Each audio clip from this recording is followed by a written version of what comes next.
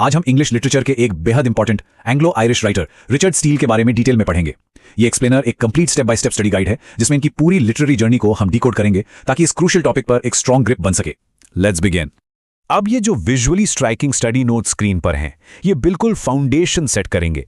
Richard Steele, जिनका life span 1672 से 1729 तक रहा, एक काफी कॉम्प्लेक्स लिटरेरी फिगर जरूर हैं, लेकिन आज इनके पूरे करियर को हम बिल्कुल क्लियर, ऑर्गेनाइज्ड पॉइंट्स में ब्रेक डाउन करेंगे, एकदम परफेक्ट एकेडमिक रिवीजन के लिए।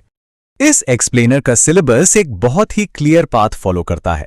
शुरुआत एक बेसिक इंट्रोडक्शन से होगी, फिर उनके प्रोमिनेंट वर्क्स जैसे द क्रिश्चियन हीरो, द टैटलर और द स्पेक्टेटर को कवर करेंगे, कुछ इंपॉर्टेंट फैक्ट्स के साथ एक क्विज होगा और फाइनली उनकी लेगेसी को समझेंगे।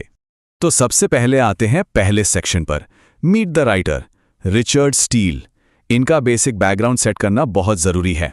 इनका बेस समझना एब्सोल्युटली क्रूशियल है। रिचर्ड स्टील 1672 से 1729, इनकी कोर आइडेंटिटी को 3 मेन पिलर्स में बांट सकते हैं। He was primarily an Anglo Irish writer, एक प्ले राइट यानी नाटककार और एक पॉलिटिशियन। ये तीनों रोल्स इनकी राइटिंग में बहुत बड़ा इंपैक्ट डालते हैं। अब जरा इनके इस ब्रिलियंट लिटरेरी टाइमलाइन पर नजर डालिए। 1701 से लेकर 1713 तक इन्होंने अपने 4 सबसे मेजर वर्क्स पब्लिश किए। 1701 में द क्रिश्चियन हीरो, 1709 में द टैटलर, 1711 में द स्पेक्टेटर और 1713 में द गार्डियन। इन क्रोनोलॉजिकल डेट्स को बिल्कुल माइंड में लॉक कर लीजिए। चलिए आगे बढ़ते हैं सेक्शन 2 की तरफ। यहां हमारा फोकस होगा उनके सबसे early major publication the Christian Hero पर। 1701 में आई द क्रिश्चियन हीरो। ध्यान देने वाली बात यह है कि यह स्टील का फर्स्ट मेजर वर्क था और यह कोई नॉर्मल नॉवल नहीं थी, बल्कि एक मॉरल और रिलीजियस बुक थी। इसका प्राइमरी मोटिव था सोसाइटी में वर्च्यूज और गुड कंडक्ट यानी अच्छे आचरण को प्रमोट करना। Next, section number 3, the Tatler English journal. Let's see कि कैसे इस पर्टिकुलर वर्क ने इंग्लिश जर्नलिज्म की दुनिया ही बदल दी। डेट्स लिटरेचर में बहुत क्रूशियल होती हैं। द टैटलर लॉन्च हुआ था 12 अप्रैल 1709 को। इसे पहला सबसे इंपॉर्टेंट इंग्लिश जर्नल माना जाता है और इसकी फ्रीक्वेंसी क्या थी? ये हफ्ते में 3 दिन पब्लिश होता था, ट्यूसडे, थर्सडे और Saturday. Quite a busy schedule. अब यहां पर आती है एक बहुत ही interesting literary vocabulary, pen name. Richard Steele ने द टैटलर के लिए कभी अपने असली नाम का यूज नहीं किया। इन्होंने एक सूडोनेम अपनाया जो था आइजैक बिकरस्टॉफ। ये नाम एग्जाम्स और लिटरेरी डिस्कशंस के लिए सुपर इंपॉर्टेंट है। अगर स्टैटिस्टिक्स देखें तो द टैटलर में टोटल 271 एसेस पब्लिश हुए थे, लेकिन क्या ये सब स्टील ने अकेले लिखे थे? बिल्कुल नहीं। इनमें से 42 एसेस जोसेफ एडिसन ने लिखे थे और 36 एसेस उन दोनों का कोलैबोरेटिव वर्क था। ये पार्टनरशिप लिटरेरी हिस्ट्री में एक रियल गेम चेंजर थी। आखिर इस जर्नल का मेन एम क्या था? इसका स्टेटेड गोल एकदम क्लियर था, to entertain and educate society, लोगों को सिखाना भी और उनका मनोरंजन भी करना। इसीलिए कंटेंट्स में पॉलिटिक्स, सोशल मैनर्स और प्लेजर एंड कॉन्वर्सेशन जैसे वेरिएड टॉपिक्स एक साथ देखने को मिलते थे। मूविंग ऑन टू सेक्शन 4, यहां इनके 2 और massively influential journals the Spectator और द गार्डियन को एनालाइज करना है। 1711 में आता है द स्पेक्टेटर। इसे रिचर्ड स्टील और उनके क्लोज फ्रेंड जोसेफ एडिसन ने मिलकर फाउंड किया था। द टैटलर की ही तरह यह भी हफ्ते में 3 बार यानी थ्राइस वीकली आता था और इनका यह स्पेसिफिक रन 6 महीने तक पूरी कंसिस्टेंसी के साथ चला। इस प्रोजेक्ट में कुछ नए कंट्रीब्यूटर्स भी शामिल हुए, जैसे यूस्टेस बुजल और जॉन ह्यूज। इसका डीप पर्पस था सोसाइटी को रिफॉर्म करना, लेकिन स्ट्रिक्ट रूल से नहीं, बल्कि एसेज और पोलाइट ह्यूमर के जरिए। इनका फोकस बड़ा ही स्पेसिफिक था, मोरालिटी, सोशल बिहेवियर और लिटरेचर।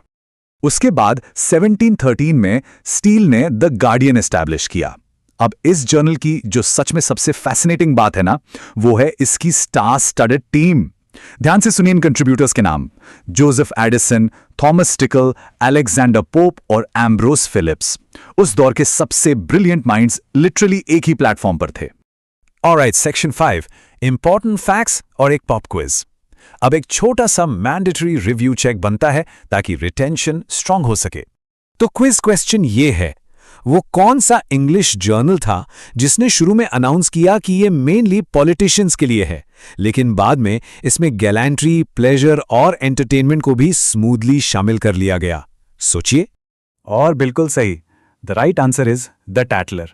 अगर ध्यान से फॉलो कर रहे थे तो ये तुरंत स्ट्राइक किया होगा। चलिए अब इस टेबल के थ्रू सारे इंपॉर्टेंट फैक्ट्स को एक साथ रिवाइज कर लेते हैं।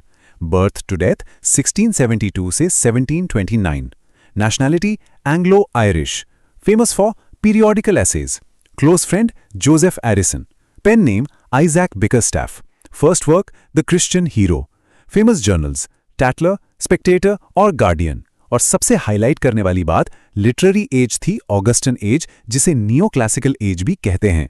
ये ग्रिड एक परफेक्ट शीट है। And finally section 6, legacy and final revision. इस स्टडी सेशन को एक बहुत ही स्ट्रॉन्ग कंक्लूजन के साथ रैप अप करते हैं। ये एक quick one line revision timeline है। द टैटलर कनेक्ट होता है 1709 और आइजैक बिकरस्टैफ से। द स्पेक्टेटर कनेक्ट होता है 1711 और स्टील एंड एडिसन की टीम से। और द गार्डियन आता है 1713 में, बिल्कुल straight and to the point. अगर रिचर्ड स्टील की हिस्टोरिकल लेगेसी को बस एक सेंटेंस में डिफाइन करना हो तो हर एक शब्द पर जोर दीजिएगा। Steel is the founder of the English periodical essay tradition. इन्होंने एसेंशियली इंग्लिश लिटरेचर में एक पूरी नई डायरेक्शन की शुरुआत की थी। और हम एंड करते हैं इस एग्जैक्ट कोट के साथ जो उनकी राइटिंग फिलॉसफी दिखाता है, accounts of gallantry, pleasure and entertainment. तो जरा सोचिए कैसे इन अर्ली पीरियोडिकल एसेस का असर आज के मॉडर्न जर्नलिज्म, ब्लॉग्स और मीडिया पर दिखता है। जो कंटेंट आज कंज्यूम हो रहा है उसकी रूट्स 1700s के लिटरेरी सर्कल्स में डीपली कनेक्टेड हैं। इस एक्सप्लेनर में बस इतना ही। Keep studying and stay curious.